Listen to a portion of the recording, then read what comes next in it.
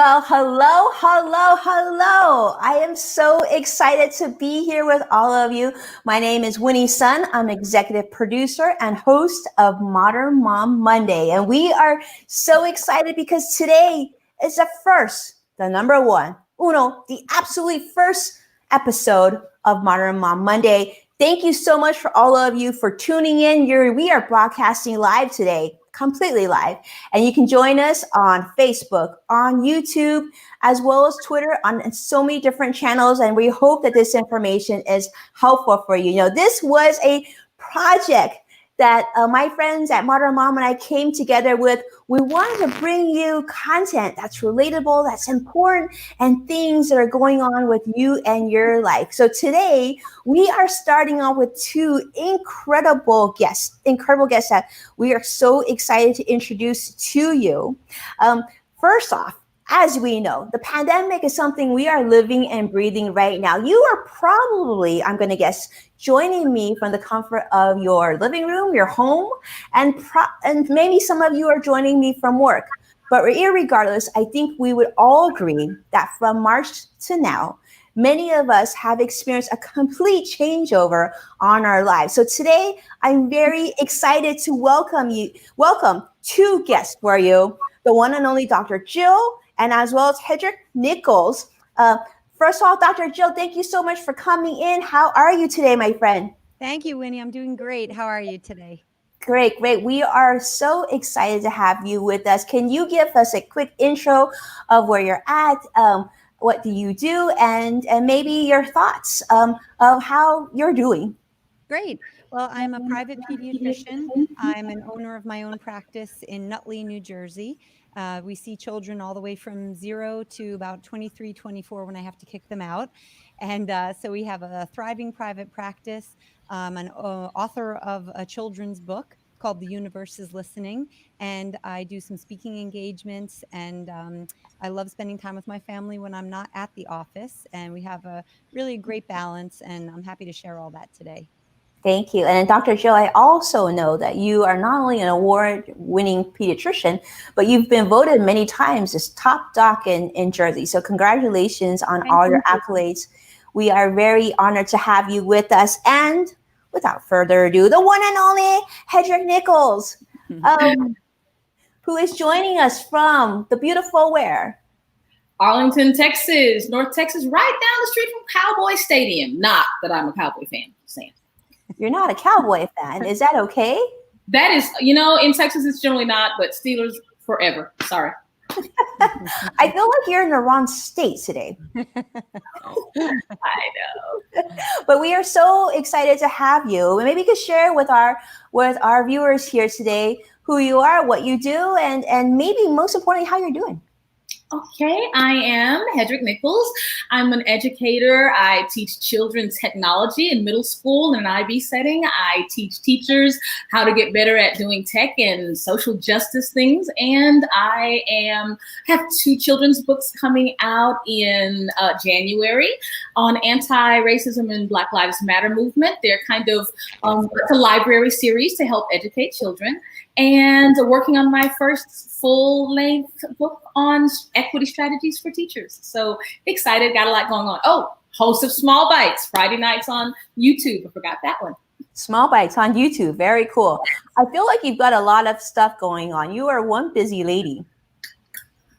A lot going on. It's just the time that I think everyone being at home, we've had a chance to kind of develop some of those talents that we didn't get to use so much when we were kind of busy running here and there and doing so much, running the kids back and forth to lessons and sports things. So I was able to just kind of dig in and write.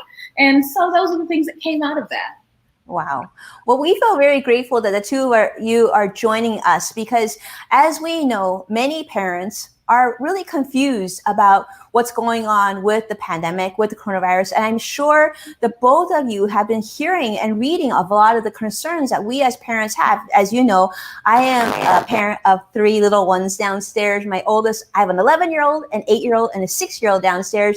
And right now we're probably competing a little bit for bandwidth because they're on a dinosaur lesson. But that being said, we are seeing things that we haven't seen. We're going through a process where deciding whether or not our kids go back to school. I'm here in Southern California, so that decision has been made. We are going to be distance learning. I think that's the case for many of us. But really quick, before I get too deep in it, I want to say a quick thank you to Corey for joining us, Sarah, Kurt, Tina, Mom Angelus, and Robin, Steven. I know so many others of you do know that we are monitoring comments and questions. So on whatever platform that you're joining us from, feel free to submit any questions in direct message. We do see your comments.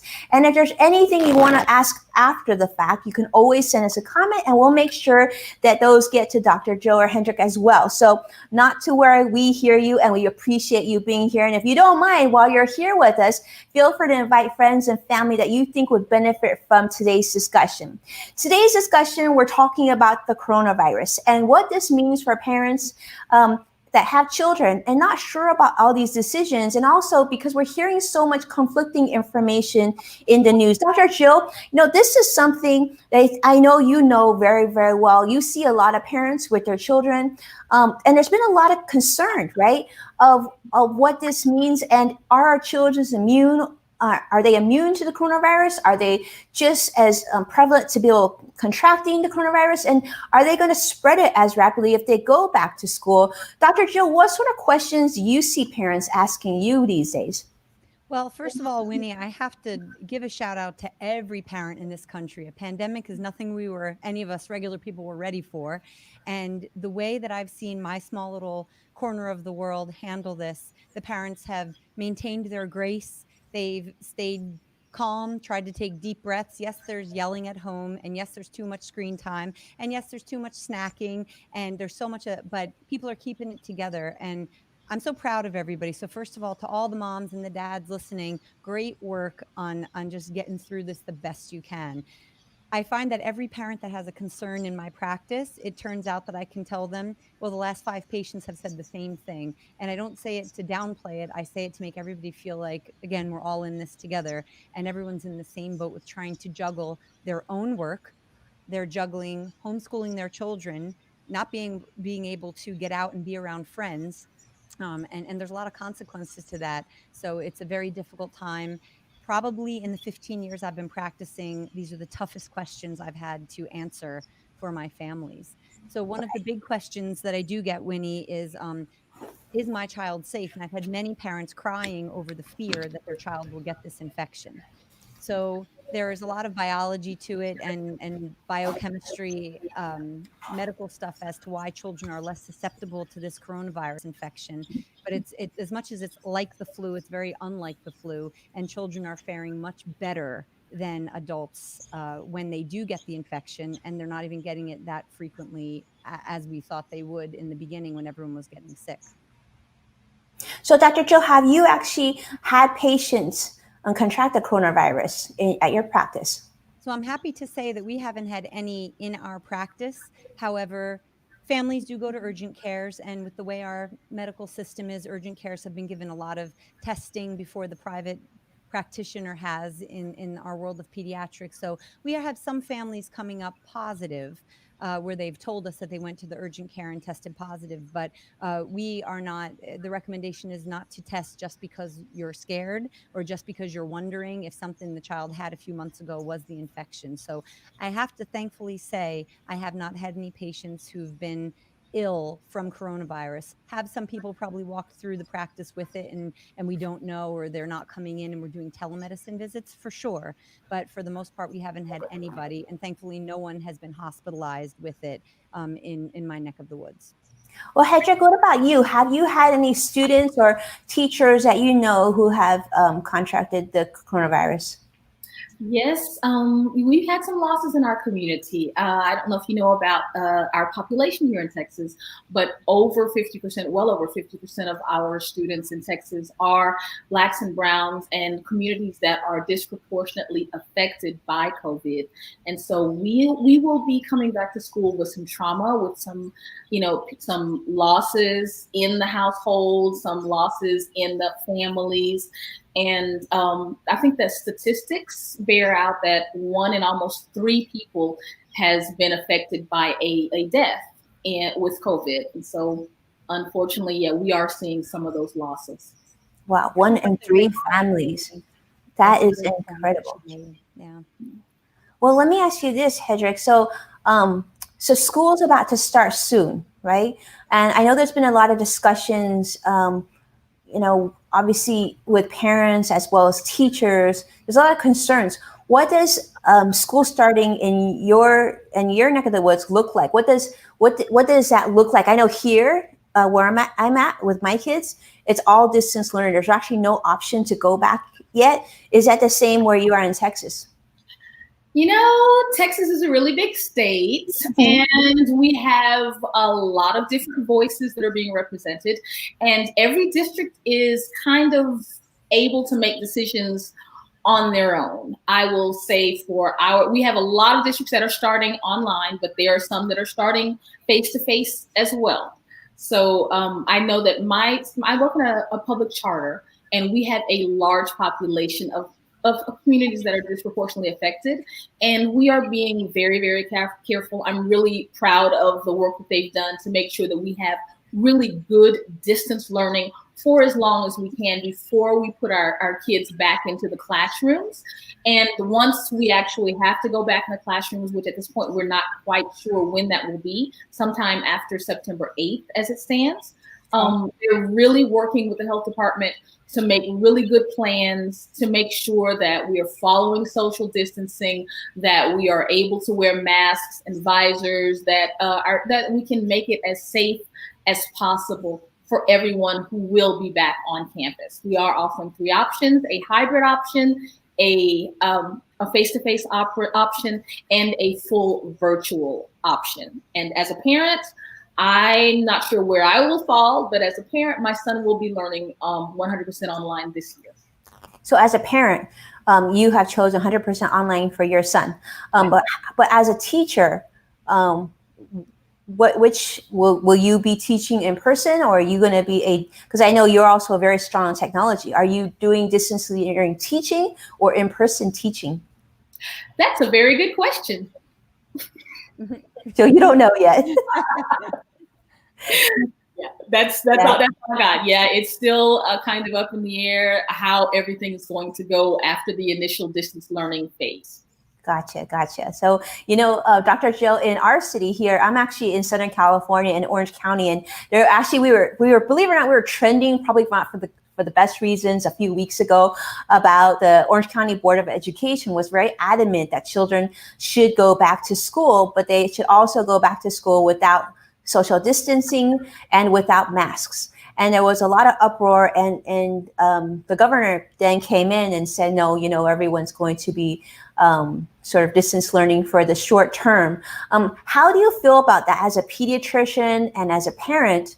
How do you feel with your own child, and how do you feel as a physician with the knowledge that you have? Well, first of all, I'll say as a member of the American Academy of Pediatrics, I do stand behind. We all know we want the children to go back to school. The question is, how can we do it in the safest possible manner? There's no 100% risk-free option here, but how do we do it in the most effective manner to get children back to school? As a family, we've chosen for Isabella to go back to school, to go in person, but their school is not offering a full 100% in person. That will be a hybrid program.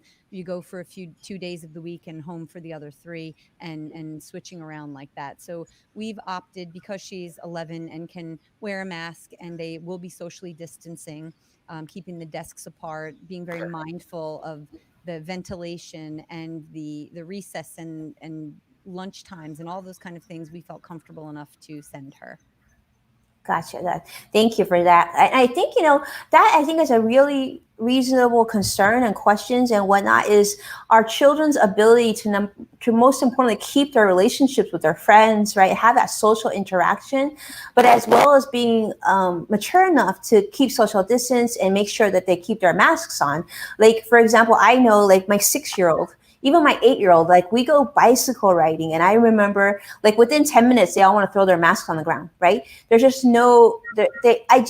I I just can't imagine that they would be mature enough to make sure that they take their masks off properly, to have a snack, to drink water, and then to put it back on. So I think there's like, it's very specific to every child, but unfortunately we can't always make that decision, right, Dr. Jill? But I agree with you. I think there's a lot of talk right now. I wanted to share this article that just came out. I'm sure the both of you have seen it just, I think a couple of days ago, that came out in Indiana. And the school opened and it quickly closed because of cases of coronavirus. And so this obviously was very concerning to many, many parents reading this, as well as educators, right? So Hedreich, I'm really interested to hear from you. What do your colleagues feel about going back? I mean, like you said, you don't really know, right? Kind of in limbo right now, whether or not you're going to be teaching in person or remotely. And we've heard that a lot of teachers are very concerned. We know that the unions are very, very much concerned, but we also know that they miss their students quite a bit. Do you find that there's sort of a majority in one direction, or is it still mixed? You know what? I think the limbo makes it be a bit mixed. We all miss our kids. We miss the kinds of things that we do when we're on campus together. At the same time, we are recognizing, just as with Indiana, that I'll go back. I opted for online learning for my son simply because I think he'll be able to develop a routine more than even fear about COVID or what the health concerns are, because I think that there's going to be a lot of back and forth. You know, the things that we are still up in the air about as teachers are what happens when someone does get infected? How many kids have to be quarantined? How many teachers have to be quarantined? Is the whole school going to be closed for how many days? And so that there'll be this shift back and forth to online learning and then back in class, and then online learning and then back in class. And so I even think that when we talk about kids need to be back in school, they're going to lose that socio-emotional learning aspect. That's going to look so differently. So we can't compare good online teaching and really working to intentionally build culture with pre-COVID times, because these are no longer pre-COVID times. So there won't be lunches, communal lunches. There won't be group work. There's so many things that are missing in that face-to-face experience right now that it's going to look very different. And I guess our thought, I know for some of my friends that I'm talking to, we want to recommend or admonish parents to realize that what you experienced when everything was locked down was crisis learning. And so for those of you who are in distance education situations, this is good distance learning teaching based on pedagogical best practice for distance ed. And it will look differently. There'll be some glitches. We'll have to make some adjustments, but it won't look like, let's turn it on a dime and get in there and get these kids online. It's going to look different because we've had some time to plan and to really be intentional about building culture, about making sure that students can connect with one another online and that they connect one another doing work and doing projects and collaborating, so that those experiences will be available to them both online and face-to-face. Because again, I think there's going to be some back and forth for this school year. Hedreich, I love that you mentioned this, that sort of that mindfulness of, you're right. When this first came about in the United States, we were really much in the unknown, right? We had to quickly scramble home. The teachers had to quickly get everybody doing distance learning. And the truth of the matter, it was very, very clunky. I know Suzanne Brown, who's joining us on LinkedIn, we've had these conversations. I mean, it was very overwhelming for teachers, students, as well as parents, of having to figure out how to continue to educate our kids while at home, while juggling work at the same time. But I was very surprised, Hedreich, even like just recently, I did a Zoom call with some of my colleagues who are part of the Adobe Insiders group, as well as actually even better example is we actually did a call with all the instructors like myself for LinkedIn Learning, because I have a class called How to Teach Your Kids About Money. So all of us got together on a Zoom call, and then they broke us out into small groups. And it actually felt not that much different than when you went to an in-person live event, like having those breakout events, be able to talk and sort of mingle. That was really cool. And I'm excited to see if we get more of that, if our students get, our children experience that, if they can sort of bridge the temporarily that social interaction. So Dr. Jill, one thing that, which is the reality as a financial professional, as myself, we can't discount the importance of parents having the ability to get back to work and maintain like yourself, like your practice or our business and whatnot, and be able to go to just really focus on our work, but still juggling our kids, right? Having to make sure that they're on that call at that time, they can get the technology working and everything else. We obviously, like you mentioned before, we want to get our kids back to normal. But what I was curious about is your daughter going back to hybrid. How does she feel when you discuss this with her? How is her feeling about going back to school? Well, her situation, Winnie, is just like many of my patients. I start my visits lately saying, homeschooling, was it this, this, or this? And most of the kids are doing this or down. And the biggest reason is they miss their friends. So Isabella is very much the same way. She's a social creature. She loves her friends and loves to be around them. And that's the big thing she misses.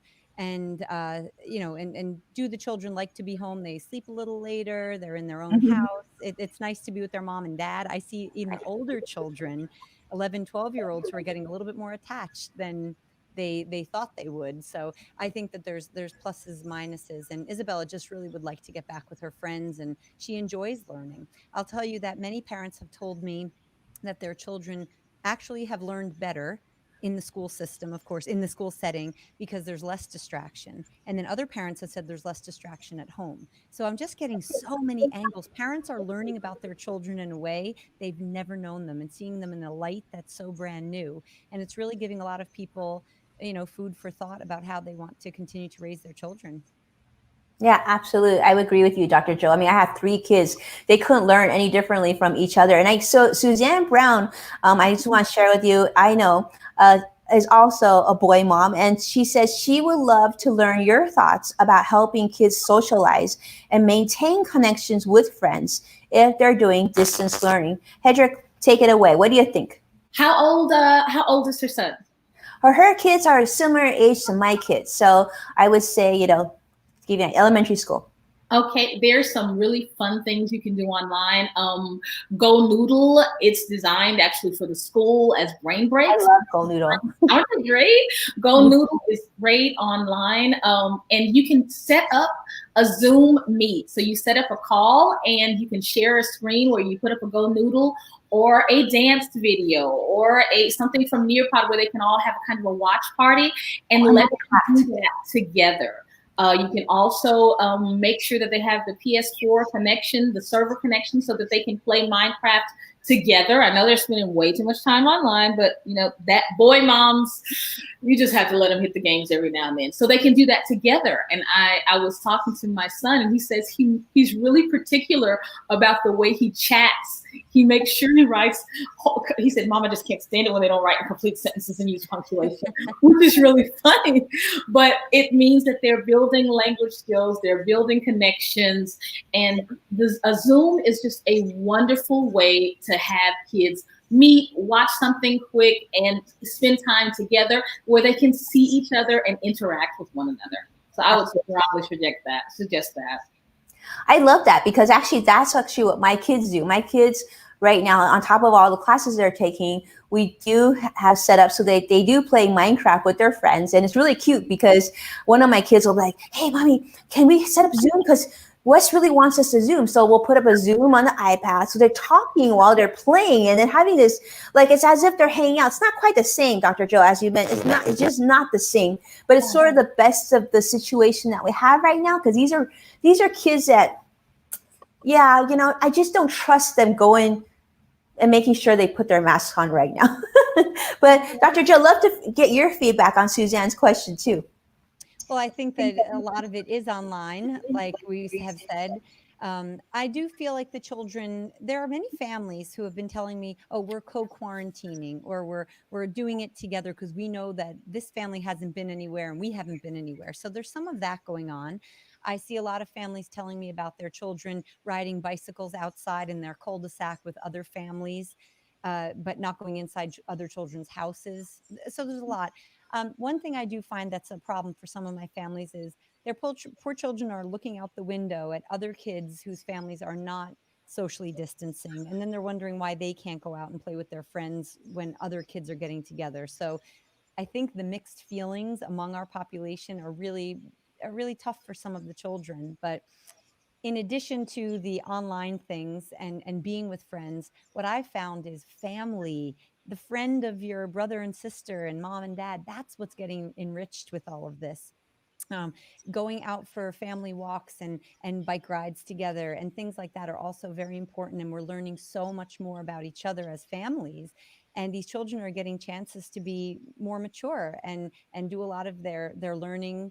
Like one mom said, my daughter goes to her dorm room, to her bedroom at 10 years old because she's getting more independent. So as much as we do need friends and there's limited options, I think getting to know your family is also very important. Mm-hmm. I love that, Dr. Jill. And I couldn't agree with you more because, I was just talking to someone earlier today, that same exact reason. They said, well, how are you coping? It's been really such a blessing to have this time with my children because normally I'm on a plane every other week traveling to speak here or to be on CNBC for this event or that event. And sometimes you just get so busy, the kids are going off to their activities in school and we're always working, everybody's so busy. And now that we're able to slow down, I feel like each of my children, because I have 3 kids, each of my children has 2 best friends at home. They literally love spending time together. And just like what you had mentioned before, I love the idea of finding ways to socially distance, but still getting them together. Because what we found is on the weekends, if you go to a commercial area, like business park or whatever, a lot of these areas are completely empty on the weekends. So what we do is we'll schedule a bicycle day or afternoon with them and their friends to ride bicycles in an empty business parking lot. And I think you need to do those things. It can't just be only Minecraft online, but it's still good for them to see each other, talk to each other, see each other their goofiness and make jokes. But it's definitely takes more of a mindful effort, Dr. Jill, like you mentioned. I think that is the key word here. And Suzanne Brown says that she loves Go Noodle. And yes, we all love Go Noodle, right? Hedreich, I'm guessing, like, given your background, I know that you are an amazing artist. I am guessing you guys have a lot of Go Noodle going on at home. You know what? We kind of have our own thing. He's 16 now. And because he's a musician and a producer and a songwriter, we have little tiny, I call them tiny deck concerts. So we sit out on the patio and he brings out the ukulele or we make music. And sometimes we do TikToks. Yes, I have a really bad TikTok addiction. Do your kids, do your students watch? I mean, they must know that you're a Grammy-nominated artist. Do your students actually watch your TikTok? Oh, yeah, they watch and they send me messages and say that, Miss Nichols, that's cringy. Please don't do that dance again. It's like, you're a savage. Yeah, so, yeah. I am not the dancer that I once was. I taught dance actually in Switzerland when I was pregnant. I taught the whole fine arts department was my baby.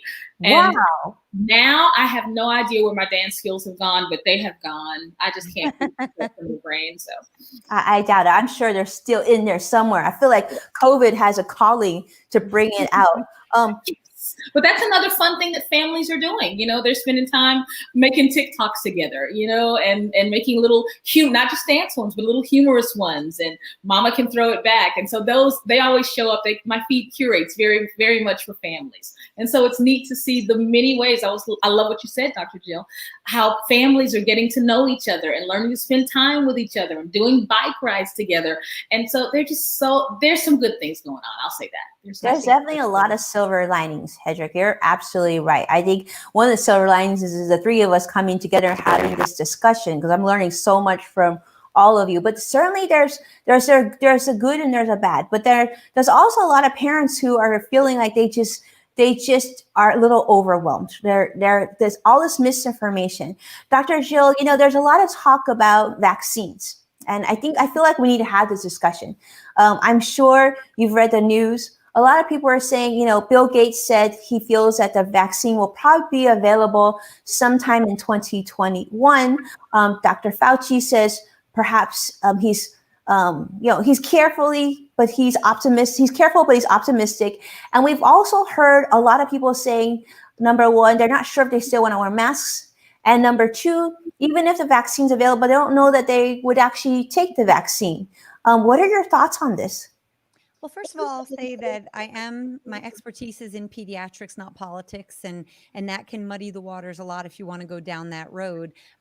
However, I do trust in vaccines. I believe in vaccines, but also when they're safe and they're tested, and I would do them on myself and my family. So that's my threshold for when I would be comfortable with them. I will say, even if there is a vaccine that comes out and it's proven to be effective and safe, there are still half the population, who knows what number, but there's a large majority of people that still will not get it. We've seen this with the flu vaccine. We know that many people just will not get the flu vaccine, despite even getting the flu some years and getting pretty sick. So I do know that one vaccine will not solve all of our problems. There's going to be repercussions of this for years to come, socially, economically, emotionally for children. However, if there is a vaccine that is effective and safe and has been tested in children, and we're all very comfortable with it as a pediatric society, of course, I'd be behind it for anyone who wants it. However, right now, I can't foresee in the next 6 to 8 weeks, of course, that we'll even have one to help with school decisions. But I feel that America is very informed. There's a lot of ways to gather information, some good, some bad, and it's very confusing for all of us. And so I think we just need a lot more information. We need a lot more studies and testing and ways to make sure that this vaccine, if there is one, is safe.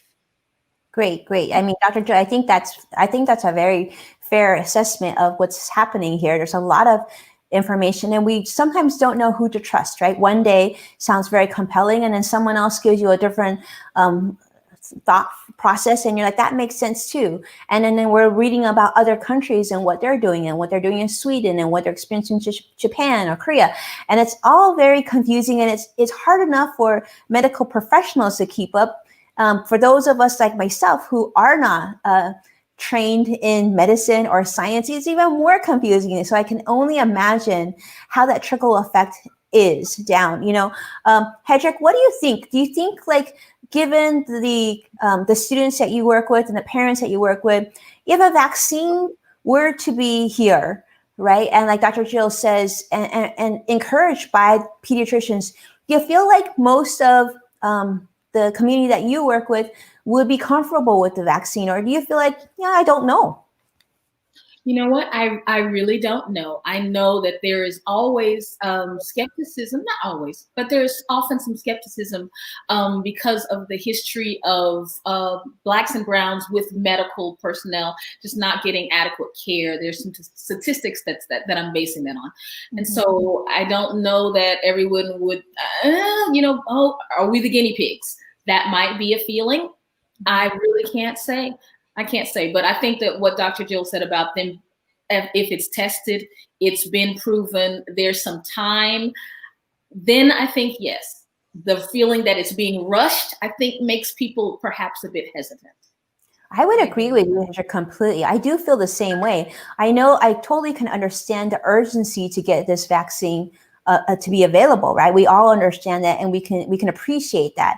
But it certainly, as a parent, right, it certainly does make me nervous of whether or not I would have my children take the vaccine. And I think even like someone like myself, who I've been good about having all the kids vaccinated pretty much on schedule. Some of it was I actually was very proactive in slowing down the vaccine schedule when they were younger, because my sister has special needs children, and I thought, you know what, as long as they get all their vaccines, but we just slow down the process, because I wasn't sending them to school so quickly or daycare in the beginning, I felt like that was okay. But translate that now to the coronavirus with a vaccine that hasn't been tested yet, with enough time, right? Dr. Jill, I mean, like, we know a lot of the vaccines that our children took, like, I don't even know how many there are. I mean, there's like, I felt like we were always doing vaccines when they were little. But you know, I would think that, I think it's normal to be hesitant and to be not sure whether or not this is appropriate for your children yet. I personally feel that parents are right to be questioning. I even tell my adolescent patients, do you know what vaccine I'm even putting in your arm? Shouldn't you ask me? It's your body. So I'm very, very pro being informed of all of our families. And while we are a pro-vaccine practice, we always encourage families to show us the evidence that they've found, or what article made you concerned, or show us your concerns. And in many vaccine hesitant parents, we can come to an agreement and debunk some things that might not be truthful that they heard. And we listen to our families. And I feel like so many pediatricians, and I'm on a forum with many, many pediatricians across the country, and I really feel like they're doing a great job of listening, not standing, on a high perch demanding families do certain things, but educating. And it is scary. There's so much stuff out there that's new to families, and you're trying to raise this child, keep a child alive and healthy. And this is a lot that's being mandated by schools, and it can make parents question. So I encourage the questioning. I think that's great that they're not just blindly doing anything. However, we just all need to be informed. Yeah, I love that. I agree with you. We just all need to be informed. On that note, Dr. Joe, is there an area or a site that maybe that you're referencing yourself that you think might be helpful for parents to sort of stay on top of reading, get more information so that we can stay more informed? Well, I do feel honestly that the CDC.gov, and again, everyone has their feelings about things, but we do reference a lot of our guidelines based on quarantining and how many days a person should be out, based on CDC.gov. There's healthychildren.org, which is always updating information. And really, the American Academy of Pediatrics website is chock full of information that helps parents kind of weed through all the different information so they can come to a good conclusion about what to do for their family. I love that. Thank you. That's very helpful. And Hedreich, I know, you are obviously getting a lot of questions. Do your students reach out to you as well? Is it mostly parents that you work with? No, both. I mean, I get questions from both. We did a project right when we were in crisis learning at the beginning, where I asked my students to write a story. It's basically journaling, but not quite. To write a story as if they are 30 years old and looking back on the great pandemic of 2020. And so I got some really interesting thoughts that we got to discuss. They are more savvy than you would believe. They are not just kind of home with mom and not paying attention.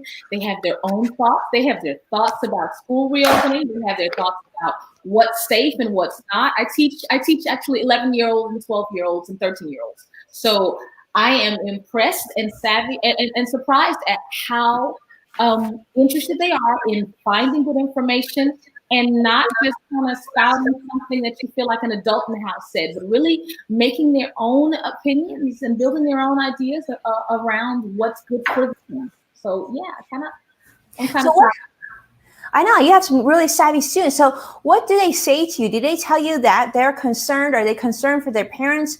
Or you're hearing just gung ho that I want to get back to school? There's, because of so many of our students have actually experienced someone getting sick or someone dying, someone being in the hospital. There's some real fear. One of the comments that really got me was, what's the point in us locking down when our parents all have to go to work and they're going to bring it home to us, and we're going to all get sick? And when I heard that, I thought, that what do you do when your mom or dad is working and is an essential worker and they are going out, but you've been told as a kid, you've got to stay home and stay safe. So that was painful to hear, because we were all in the air. We still are. And I could not give him an answer at all. That was one of the few times when I felt I had nothing. There was not a site that we can go and look up the research and what happened last time. It was just to be able to say, I understand. I'm afraid too. Sometimes it's okay to be afraid.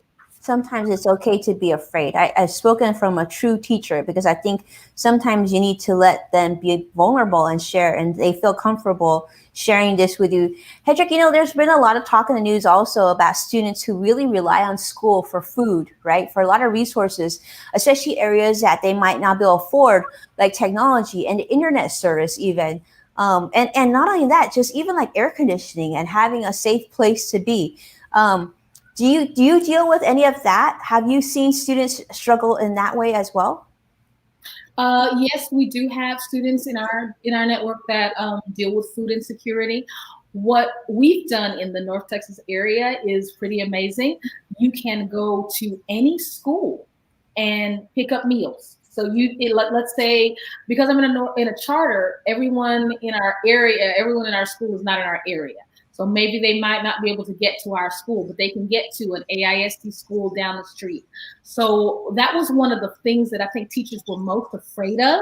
Mm-hmm. One of the first things that superintendents did was to make sure that meal services continued. And that's one thing that I can say about the educational community. I have friends in my professional learning network all over the world and all over this country. And here in America, we did a wonderful job of making sure that kids were getting meal service. And so many of the districts have really invested so that kids can be one-to-one, so that we're buying hotspots so that access isn't an issue. And I know in rural areas that's still problematic, because there's literally no Wi-Fi to connect to. But the educational community has really stepped up in those areas. And so there will still be glitches, but they've done so much better than what we had in March, or what we expected when we hit the crisis. I love that. So Dr. Jill and Hedreich, I'm curious to see in your communities, have teachers, the teacher community and the medical community come together? Like, how's there been discussions where you sort of have a coordinated effort? Because I know, Dr. Jill, many of your patients, if not all of your patients, also, are students of teachers in the community. Has there been in your community, discussions? So there's sort of a coordinated effect of, these are things that you can do. These are things if the kids get sick, or have you not seen that yet? Well, I'll say personally, I haven't been called on to give any advice. There is one school that I'm on a board of the minds to help promote safe return to school. However, many of my families are teachers, and they're feeling like they are getting supported. I think there's so much funding that needs to be done. If the government wants our teachers to open in a certain way, there needs to be funds to be able to accommodate them. I will say that the American Academy of Pediatrics has been working with the Teachers Association, the School Superintendents Association. So groups have been coming together on a national level to try to give advice to our smaller communities. So personally, I haven't been involved yet. However, there are talks, of course, and that's who needs to be involved. The people in the front line. Like that. I do feel like that way. I feel like as a parent, I would love to know that the teachers in our community are talking to the pediatricians in our community, right? Hedreich, actually, so what happened was my dad actually has had to go in and out of the hospital for the last few months. And it's always been continuously stressful on not only the family, but also the frontline workers and the physicians. And I remember having a discussion with one of his top doctors, and I said, she's just been so incredible to us, right? I feel like she's been a guardian angel to the family. And I said to her, how can we support you? And she says, you know what? The biggest way you can support us is just not to get sick, because we can no longer handle more people getting sick. We can't take care of everybody. We're already doing the best we can, and we're struggling. So if you really care about us, the frontline workers, because she works in ICO, she was like, just stay safe. So when you hear this, Hedreich, going into potentially limbo of what school is going to look like, these must be concerns that you have, So what are you hoping? I know you're going to keep your son at home. As an educator, what do you hope for? I hope that we let the people who are guided by science, I hope we let those things be our North Star. And I hope that our governments find the money to fund education. If you have a population that is disproportionately affected by COVID and by COVID mortality, and you send kids into a schoolroom that may or may not have proper ventilation, that may or may not have, they have social distancing, they have some things in place, but automatically when we locked down, there were fewer cases. As soon as we began to open up, cases skyrocketed. So in March, when we were trying to flatten the curve, the water was about this high. Now the water's about this high, and they're sending us back into schools. And that's concerning. That's concerning to a lot of parents. In my network, 84% of the high school student parents said they did not want to send their kids back into that situation. So I'm hoping that, again, that funding shouldn't be an issue. We're confronting a major pandemic, and we can just have a moratorium on what decides for, how do we have to have people in the seats to get funding. We can have a moratorium on those kinds of things so that schools continue to be funding so that we're not in a bad position next year while keeping people safe and looking for some creative solutions, making sure that our kids who are under the SPED umbrella are serviced on campus. Our kids who are our littles are serviced on campus, and then making sure that we have good distance education situations for older kids, for high school students, those kinds of things. Because I'm just afraid that everybody is chasing the money because we have to keep teachers on staff. We have to keep educational systems funded. And I'm afraid that is right now a big priority, and it shouldn't be. It should be able to be the health community telling us what we need to do and us being able to do that. I love that. I know. And I see Dr. Jill agreeing as well. And, I think let's put all three of us on and together. I think what we love hearing is that we should really be paying more attention to science, which is, I think, the underlining discussion here. Dr. Jill, I saw you definitely nodding when Hedreich was saying that as well. It's interesting because we have such a heated discussion, even pertaining to masks, whether you wear masks or you don't. And let's not even talk about politics, because this is not that forum for this. But if we look at other countries, right? Other countries, there's a higher participation rate in wearing masks. And we've seen a higher interest in really sort of preserving safety measures. And we've had challenges certainly here in the United States, more so than I think some countries. And some countries obviously are doing worse than us as well. So it's not like, we are like the only country having issues, but certainly driven by science. That's a great thing. So, even Dr. Jill, even if we just follow science, it's been very confusing because we have some medical professionals saying, yes, you should follow CDC and you should do this and this. And we have other medical professionals that wear white coats just like you, Dr. Jill, who have these MD or, degrees too. They're telling us not, and they're very convincing. How do we as non-medical professionals, Hedreich and I aren't doctors, how are we supposed to be able to decipher, not all good people wear hero outfits and not all bad people wear scary costumes, right? So it's hard for us to figure out. What are your thoughts, Dr. Jill? You must be dealing with this. Well, it's every day I'm looking at my emails and you get all kinds of medical stuff. Every day there's something different. One thing children aren't getting at the next, but I can't imagine how conflicting it is. I would like to take a moment though to just draw it back to there's short-term fixes here in balanced health and nutrition in so many ways for our bodies. That's how we're going to stay healthy when pandemics are gone and the next virus comes and the next bacteria comes and all these other problems happen. We're going to be better suited to handle them. So I'd like to look at that big picture, and I like to remind my families of that as well. I love that. That's really helpful. And, we got to get sunshine and have that positive mindset too, right? A little vitamin D does a body good. Hedreich, thank you so much. I can't thank the two of you enough for being here on our first episode of Modern Mom Monday TV. This is incredible. I'm so grateful that you came and had this discussion with us. I hope you both enjoyed it, because I certainly, as a parent, really appreciated hearing from you. And I hope those of you who are watching as well.